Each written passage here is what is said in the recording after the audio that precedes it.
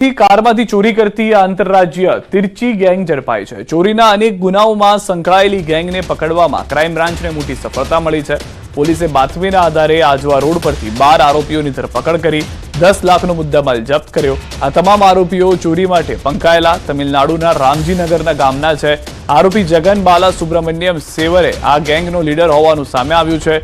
ગિલોલથી કારના કાચ તોડી ચોરી કરવાની આરોપીઓની મોડસ ઓપરેન્ડી હતી। કારમાંથી લેપટોપ, આઈફોન, ટેબ્લેટ્સ, રોકડ, દાગીના સહિતના ચીજવસ્તુઓની ચોરી કરતા આરોપીઓએ વાપી, અમદાવાદ, જામનગર, અમદાવાદમાં ગુનાખોરી આચરી હોવાનું સામે આવ્યું છે। મહારાષ્ટ્ર, ગોવા, શિરડી, પુણે, નાસિક સહિત અનેક રાજ્યોમાં ચોરી કરી હતી।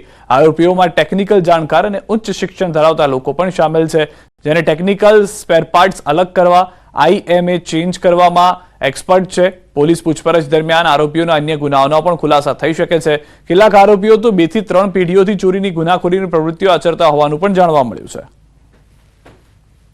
ની હકીકત એવી છે કે તમિલનાડુના તિરુચિરાપલ્લી એટલે કે ત્રિચીના રામજીનગર કે ખૂબ જ ઇનફેમસ એરિયા છે કે જ્યાં આ પ્રકારના કારની કેબિનમાંથી કારમાંના કાચ તોડીને અને ધ્યાન ચૂકવીને ચોરી કરતી ગેંગ સક્રિય છે એવી બાતમી મળેલ અને એના માણસો અહીંયા આવીને રહેલા છે અને ચેક કરતા એમની પાસેથી અલગ અલગ લેપટોપ, આઈફોન, ટેબ્લેટ્સ તમામ વસ્તુઓ મળી આવેલ છે।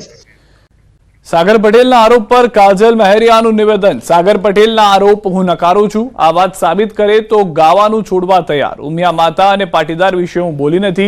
ઉઘાડા પગે ઊંઝા જઈ દીવો ઉપાડવા તૈયાર। આગેવાનોની હાજરીમાં સાબિતી આપવા પણ તૈયાર તેવું પણ કાજલે કહ્યું છે। હું મારા ઘરેથી ચપ્પલ વિના ચાલતી ઉમિયામાએ જઈ અને ઉમિયા માતાજીના દીવો ઉપાડી દીવા પર હાથ મૂકી મારા ભાઈને વિનંતી કરું છું કે જે સમયે અને જે તારીખ આપું એ દિવસે ઉમિયા માતાજીના મંદિર પાટીદાર સમાજના આગેવાનોની હાજરીમાં પાટીદાર સમાજ જે પણ કહેશે એ માટે હું સાબિતી આપવા માટે તૈયાર છું અને તૈયાર જ રહીશ।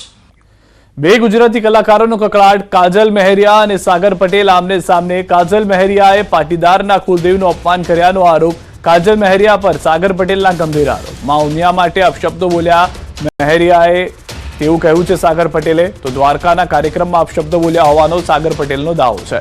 આખા પાટીદારોનો સવાલ હોવાની પણ વાત સાગર પટેલે કરી છે।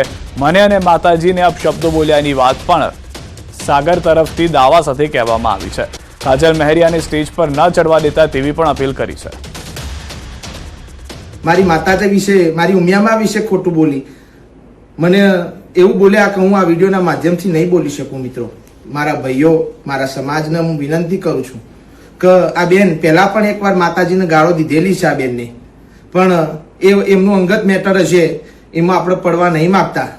પણ આજે માં જગદંબા ઉમિયાનો સવાલ છે। આખા આવા બેન કે જે આપણા સમાજનો ઉમિયા માતાજીના ભગતને આવું જો કોનમાં બોલી જતા હોય તો તમે તમારા ગામમાં એમને પ્રોગ્રામ કદી ન કરવા દેતા, તમારા ગામમાં ન આવવા દેતા અને લખાયેલો હોય તોય કેન્સલ કરજો। મારો સમાજ, મારો પાટીદાર સમાજ, મારા ઉત્તર ગુજરાતનો, મારા સૌરાષ્ટ્રનો આખો પાટીદાર સમાજ, મારા લેવા કડવા પટેલ બધા ભાઈઓ ભેગા થઈને અને આ બેનને કોઈ દર સ્ટેજ ઉપર ન ચડવા દેતા।